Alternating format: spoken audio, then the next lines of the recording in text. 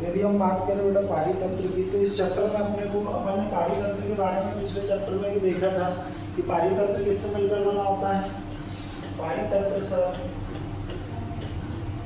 जैव और अजैव घटकों से मिलकर बना होता है। किससे मिलकर बना होता है? जैव और अजैव कारकों से मिलकर बना होता है ना। जो जैव कारक होते हैं उनमें कौन कौन से आते हैं? जीव जंतु है ना, पेड़ पौधे, ये सब किस में आ जाते हैं? जैव कारक। अजैव कारक में कौन से आ जाते हैं बेटा? भौतिक कारक, भौतिक कारक है ना। साथ ही साथ कौन से आ जाते हैं तुम्हारे? कार्बनिक कारक। कार्बनिक कारक मतलब जिनमें कार्बन प्रेजेंट होता है। तीसरा कौन आ जाते हैं? अकार्बनिक कारक है ना। इस चैप्टर में अपना ये अजैव कारक का कॉन्सेप्ट थोड़ा सा ब्रॉड हो जाएगा। Point clear? अब यहाँ पर यदि बात करें कि यदि पर्यावरण की इकाई को समझें तो पर्यावरण की इकाई में सबसे छोटी इकाई क्या होती है बेटा? जीव। सबसे छोटी इकाई क्या होती है? जीव। यहाँ पर एक ही जाति के जो जीव होते हैं इनको क्या कहा जाता है? एक जीव को क्या कहा जाता है? व्यष्टि। क्या कहा जाता है? व्यष्टि। और ये जीव मिलकर क्या बनाते हैं? जीव जब एक जैसे जीव एक साथ मिलकर एक क्षेत्र में निवास करने लगे तो उन्हें क्या कहा जाता है? समष्टि। क्या कहा जाता है? समष्टि। क्या कहा जाता है बेटा? समष्टि है ना। और जब बहुत सारी समष्टियाँ आपस में मिलकर रहने लगे तो क्या कहलाती हैं? समुदाय। क्या कहलाती हैं? समुदाय।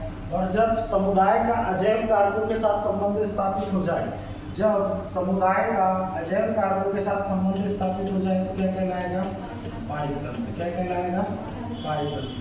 अब चूंकि जो पारितंत्र होते हैं वो अलग अलग होते हैं, जैसे जलीय पारितंत्र होता है, स्थलीय पारितंत्र होता है ना, घास पारितंत्र होता है, जंगल पारितंत्र होता है। तो ये जो पारितंत्र होते हैं ये सब इकट्ठे आपस में यदि मिल जाए तो इनको क्या कहा जाएगा? जीवों। क्या कहा जाएगा? जीवों। कहने का मतलब यहाँ पर जो पर्यावरण की सूक्ष्मतम इकाई है वो क्या होती है? जीव। और जो सबसे बड़ी इकाई होती है वो क्या होती है? जीवोम या जीवमंडल। क्या होती है? जीवोम या जीवमंडल। आई क्या बात समझ में?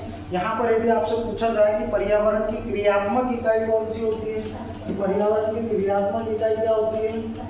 क्रियात्मक इकाई। क्रियात्मक इकाई क्या होती है बेटा? पारितंत्र। एग्जाम में ऑब्जेक्टिव क्वेश्चन पूछ सकता है। दूसरी बात यदि हम यहाँ पर करें कि पारितंत्र शब्द सबसे पहले किसने दिया था? 1935 में ए.जे. टांसले ने दिया था। किसने दिया था? ए.जे. टांसले ने दिया था। किसने दिया था बेटा? ए.जे. टांसले ने। और पारितंत्र के अंदर जैव और अजैव दोनों घटक आते हैं। आई क्या बात समझ में? 3 नॉर्मल इंट्रोडक्शन है। अब यदि यहाँ पर हम इस चैप्टर का ओवरव्यू देखें, क्या देखें? चैप्टर का ओवरव्यू। इस चैप्टर में हमको पढ़ना क्या क्या है? क्या क्या पढ़ना है हमको चैप्टर में? ओवरव्यू की यदि बात करें तो चैप्टर में हमको पढ़ना क्या क्या है? ओवरव्यू है ना। सबसे फर्स्ट हमको क्या पढ़ना है बेटा? पारितंत्र। क्या पढ़ना है? पारितंत्र, जिसमें पारितंत्र की सामान्य जानकारी और पारितंत्र के प्रकार, ये सब चीजें पढ़नी। दूसरा हमको क्या पढ़ना है? पारितंत्र के कार्य।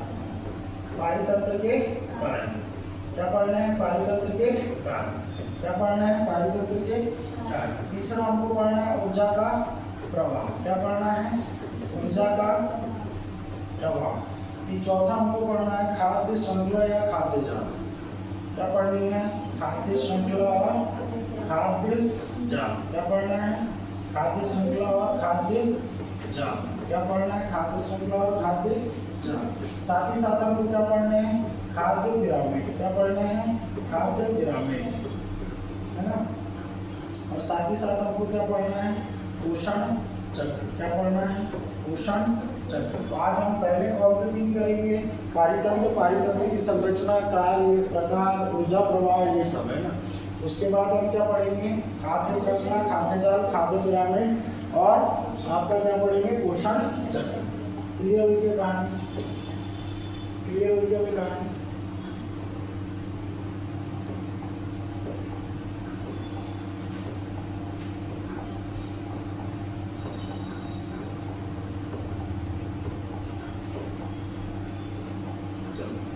यहाँ तक कहानी क्लियर हुई, पूरी डिलीट कर दी जो है। चलो कोई बात नहीं, है ना। अब हम क्या पढ़ने जा रहे हैं, पारितंत्र। तो मैंने बताया था पारितंत्र के बारे में सबसे बेसिक चीज क्या क्या याद रखनी है। पारितंत्र शब्द किसने दिया बेटा, सबसे पहले पारितंत्र शब्द का प्रयोग किसने किया, 1935 में ए.जे. टाल्सले ने किया। किसने किया, ए.जे. टाल्सले ने। दूसरी बात ये, पर्यावरण की कैसी इकाई है, पर्यावरण की कैसी इकाई है, क्रियात्मक इकाई है। कैसी इकाई है, क्रियात्मक इकाई है। और तीसरी बात यदि हम करें, जो पारितंत्र है वो किससे मिलकर बना होता है, जैव प्लस अजैव कारकों से मिलकर बना होता है। आई के बात समझ में। यहाँ पर यदि हम बात करें पारितंत्र के प्रकार, क्या बात कर रहे हैं, प्रकार। पारितंत्र कितने प्रकार का होता है बेटा, 2 प्रकार का, जलीय पारितंत्र और स्थलीय पारितंत्र। कौन सा होता है, जलीय पारितंत्र और स्थलीय पारितंत्र। क्या होता है जलीय पारितंत्र, जलीय पारितंत्र और स्थलीय पारितंत्र। जलीय पारितंत्र क्या होता है, जो प्रकृति में जलाशयों में पाए जाने वाले पारितंत्र को दर्शाता है। क्या बोला, जलाशयों में पाए जाने वाले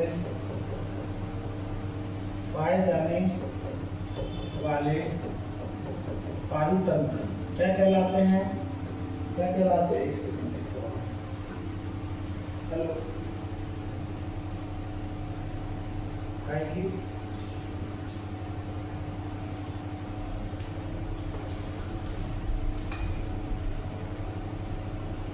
क्या होते हैं, जो प्रकृति में कैसे पाए जाते हैं, प्रकृति में कहाँ पाए जाते हैं, स्थलीय भागों पर पाए जाते हैं। स्थलीय भागों पर पाए जाने वाले पारितंत्र, है ना। यदि आपने इस वीडियो को कंटिन्यूअसली देख लिया है ना, तो ये चैप्टर पूरा आपका कंप्लीट है मान लेना, है ना। आपसे किसी भी तरीके का क्वेश्चन आया, हर तरीके के क्वेश्चन का आंसर इजीली दे सकते हो। ठीक, वर्डिंग अपने ले सकते हो। एग्जाम्पल क्या है, कौन से आते हैं सर इसके अंतर्गत, तो सर तालाब भी क्या है आपका, जल वाला है। नदी आ सकती है, और क्या आ सकता है बेटा, समुद्र, और क्या आ सकता है, समुद्र। आई के बात समझ में।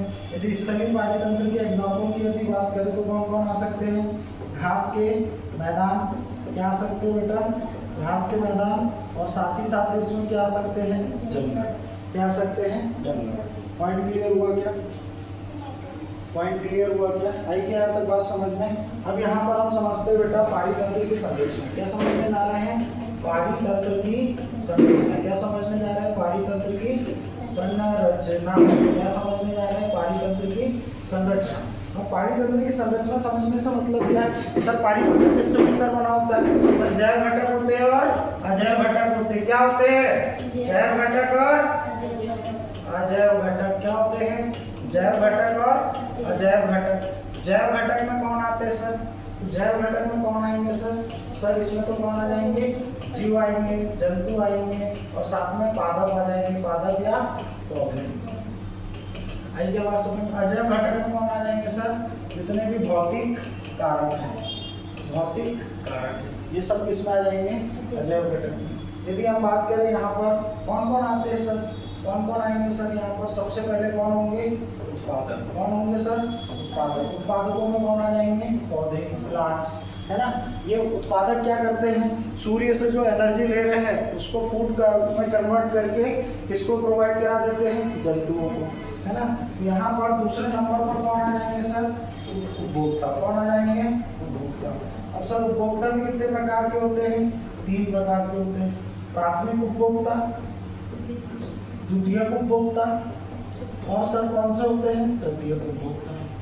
कौन से होते हैं, तृतीयक उपभोक्ता, तृतीयक उपभोक्ता, है ना। उपभोक्ता उपभोक्ता उपभोक्ता।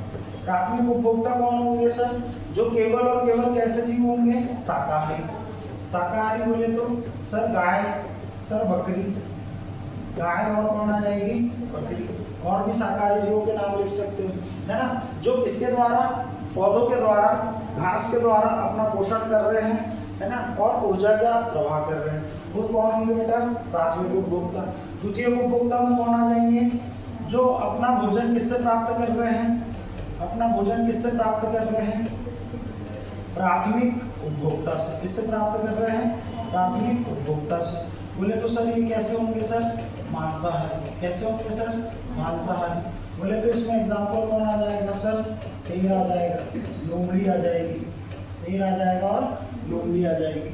आई क्या बात समझ में सर। तृतीयक उपभोक्ता कौन होते हैं सर, वो जो प्राथमिक और द्वितीयक, प्राथमिक व द्वितीयक दोनों उपभोक्ताओं से क्या प्राप्त करेंगे, दोनों उपभोक्ताओं से क्या प्राप्त करेंगे, भोजन प्राप्त करेंगे। वो क्या कहलाएंगे सर, सर्वाहारी। क्या कहलाएंगे, सर्वाहारी, है ना।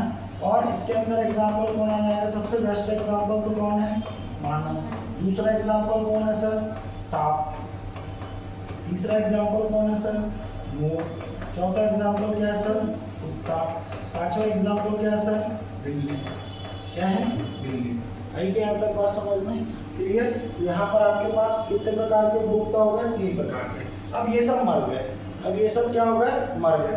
तो इनको मरने के बाद कोई ना कोई तो चाहिए जो इनको वापस से किस में कन्वर्ट कर सके, मिट्टी में मिला सके। तो कौन होगा आपके लिए, अपघटक। कौन होगा, अपघटक। ये क्या करेंगे बेटा, मृत शरीर, मृत शरीर। मृत शरीर किनके, मृत शरीर सर, उत्पादक और उपभोक्ता के। उत्पादक और उपभोक्ता के जो मृत शरीर होंगे इनको क्या करेंगे, अपघटित करेंगे। क्या करेंगे, अपघटित करेंगे। और अपघटित करने के पश्चात, अपघटित करने वाले कौन होते हैं, अपघटक। एग्जाम्पल कौन आ जाएंगे इसमें, एक केचुआ, केचुआ। और कौन आ जाएंगे बेटा, सूक्ष्म जीव। कौन आ जाएंगे, सूक्ष्म जीव। सूक्ष्म जीव में भी कौन आ जाएंगे सर, कवक, कवक, जीवाणु, है ना, ये आ जाएंगे। आई क्या आता है बात समझ में।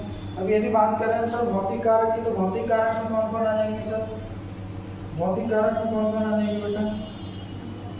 भौतिक कारक में सबसे पहले कौन से आ जाएंगे, जलवायवीय कारक। कौन से आ जाएंगे, जलवायवीय कारक। सर जलवायवीय कारक हमने पिछले चैप्टर में भी पढ़ा था, क्या क्या होता है सर, ताप होता है, और क्या होता है,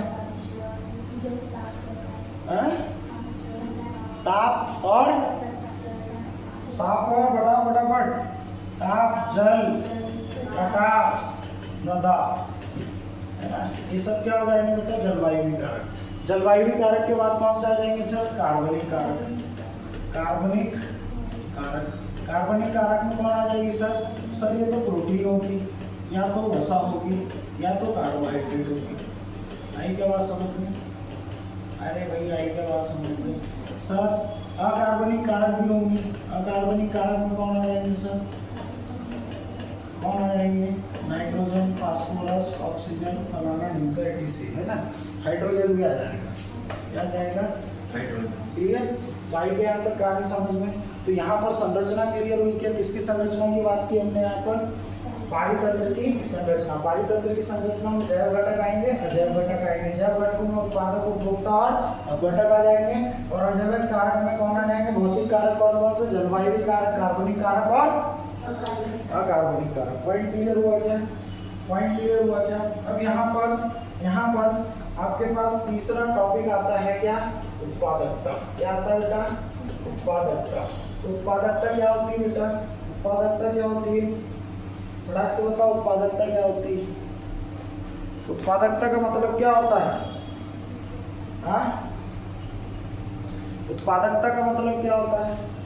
उत्पादकता का मतलब होता है प्रति इकाई भार में वृद्धि, है ना। किसी जीव द्वारा ऊर्जा का प्रयोग करके अपने प्रति इकाई भार में जो वृद्धि की जाती है उसी को हम क्या कहते हैं, उत्पादकता। क्या कहते हैं, उत्पादकता। उत्पादकता सर कितने प्रकार की होती है, सब 2 प्रकार की होती है। कितने प्रकार की होती है, 2 प्रकार की। एक होती है सर प्राथमिक उत्पादकता, और दूसरी कौन सी होती है सर, द्वितीयक उत्पादकता।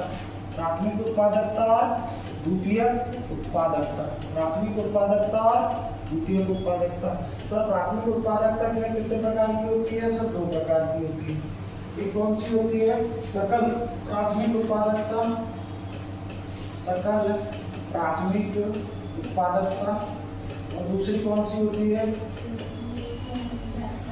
दूसरी कौन सी होती है, विशुद्ध प्राथमिक उत्पादकता। उत्पादकता इसको क्या कहा जाता है बेटा, सकल को GPP। कहा जाता है? GPP। क्या बोलोगे इसका full form? Gross primary productivity.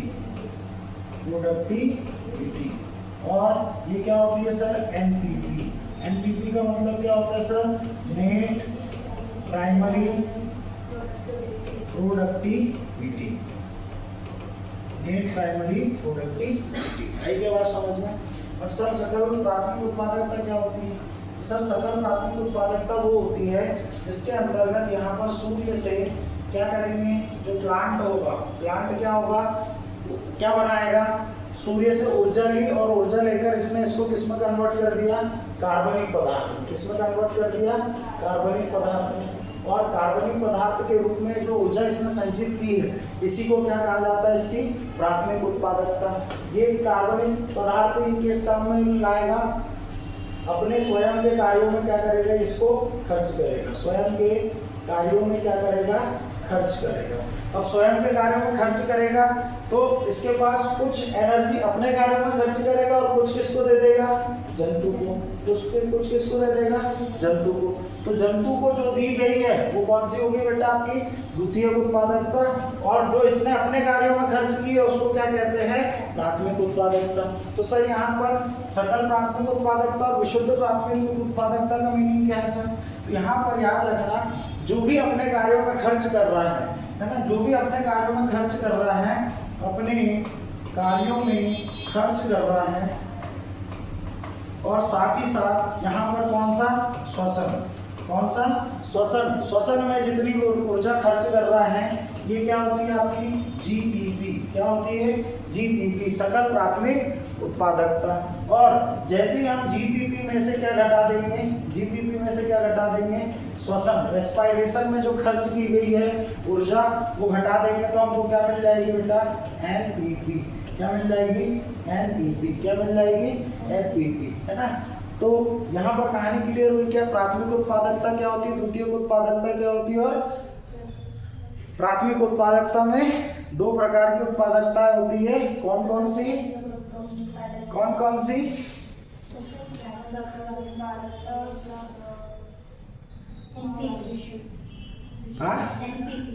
NPP।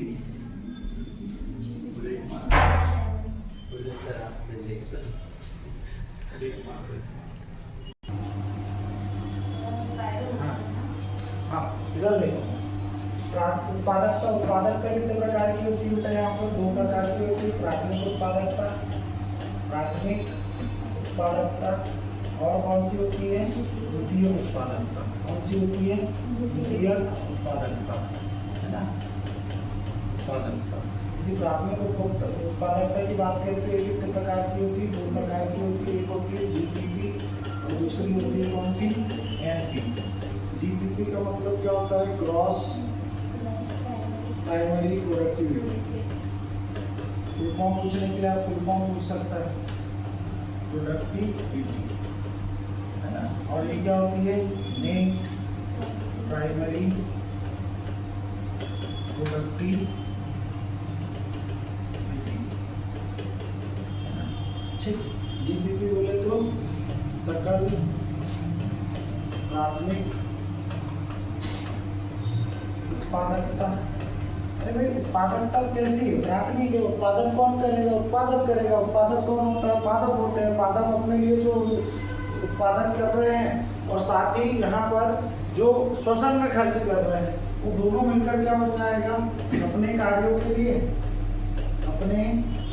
के लिए प्लस यहाँ पर क्या हो जाएगा? जो श्वसन में खर्च कर रहे हैं ये दोनों ही मिलकर क्या बना देंगे? आपके GPP। और जब GPP में से क्या माइनस कर दोगे आप? श्वसन माइनस कर दोगे। श्वसन में खर्च तो यहाँ पर क्या बच जाएगी? NPP, है ना? और एक भाग यहाँ पर किसको दे देगी? वो द्वितीयक उत्पादकता। बोले तो जीव जंतुओं को। किसको दे देगी? जीव जंतुओं को। यहाँ पर पेड़ पौधों द्वारा जीव जंतुओं से प्राप्त ऊर्जा या जो भोजन है उसके कारण जो उनके भार में वृद्धि होती है उसको क्या कहा जाता है? द्वितीयक उत्पादकता। क्या कहा जाता है? द्वितीयक उत्पादकता। आई क्या बात समझ में? क्लियर हुआ क्या? चौथा पॉइंट अपने समझ में जा रहा है ऊर्जा का प्रवाह। क्या पढ़ने जा रहे हैं? ऊर्जा का प्रवाह। अब यहाँ पर एक साइंटिस्ट का नाम याद रखना, यदि ऊर्जा का प्रवाह पूछे तो इसको क्या बोलते हैं, 10%। 10% क्या बोलते हैं बेटा इसको,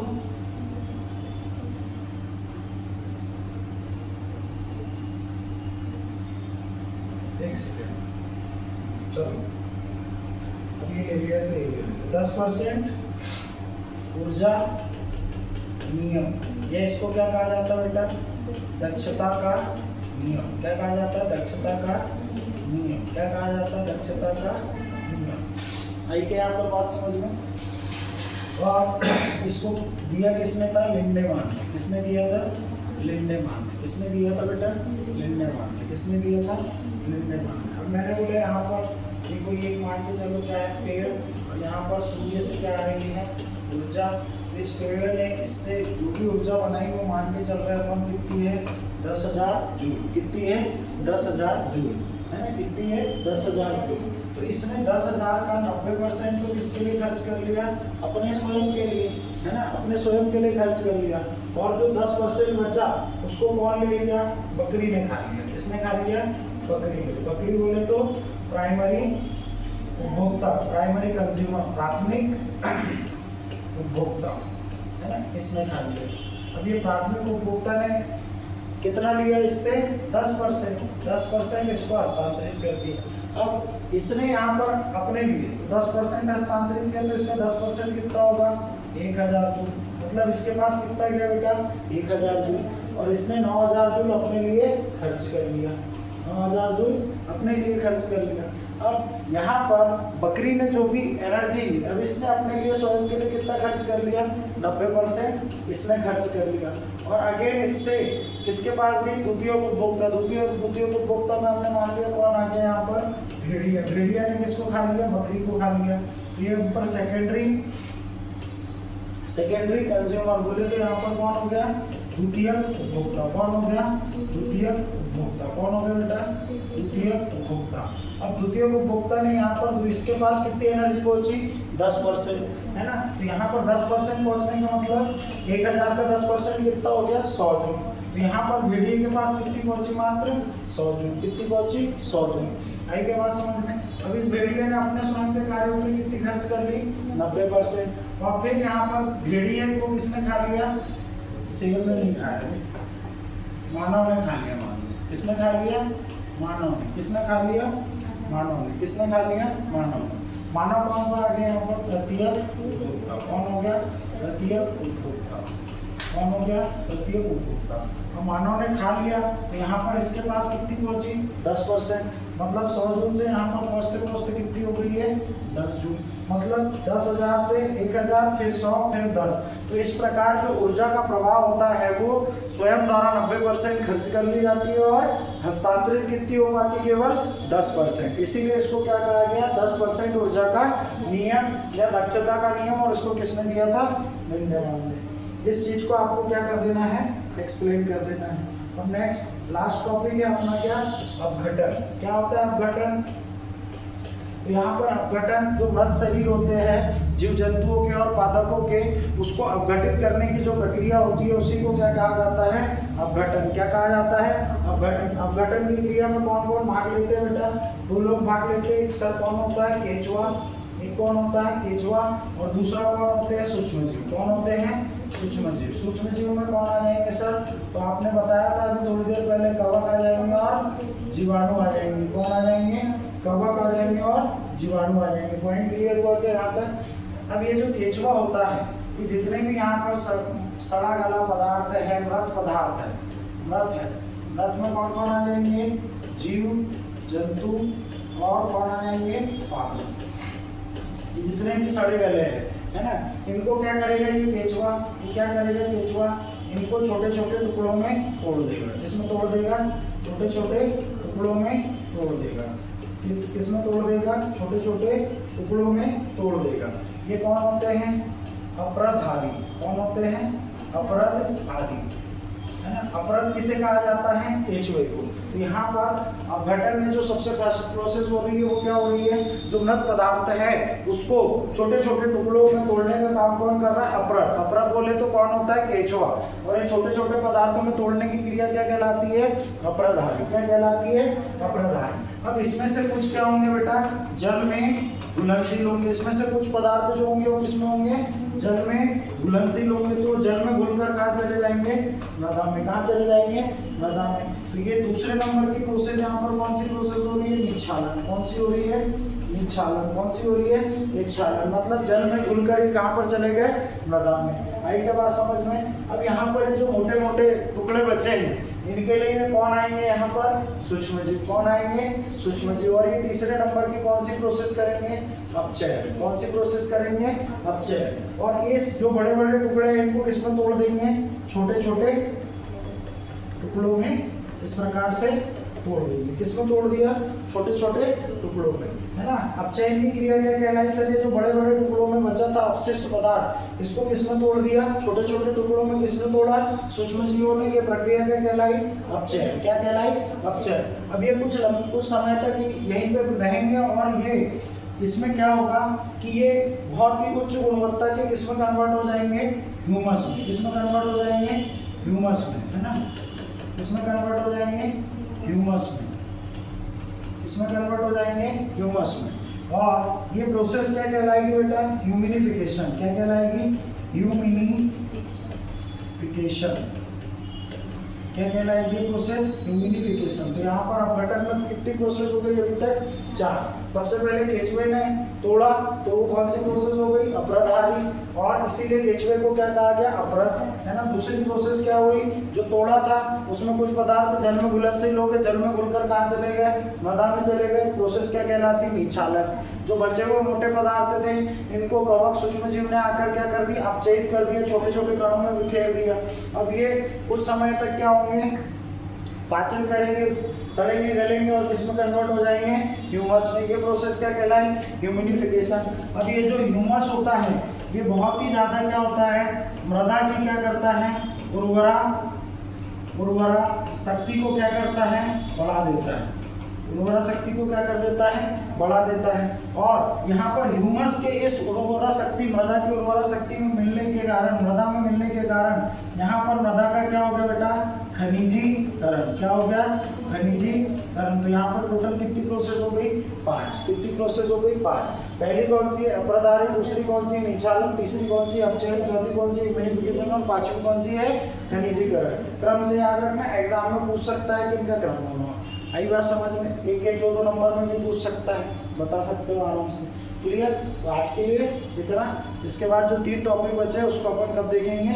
कल। और कल पूरा ये चैप्टर खत्म हो जाएगा। ठीक, ओके, धन्यवाद देखने के लिए।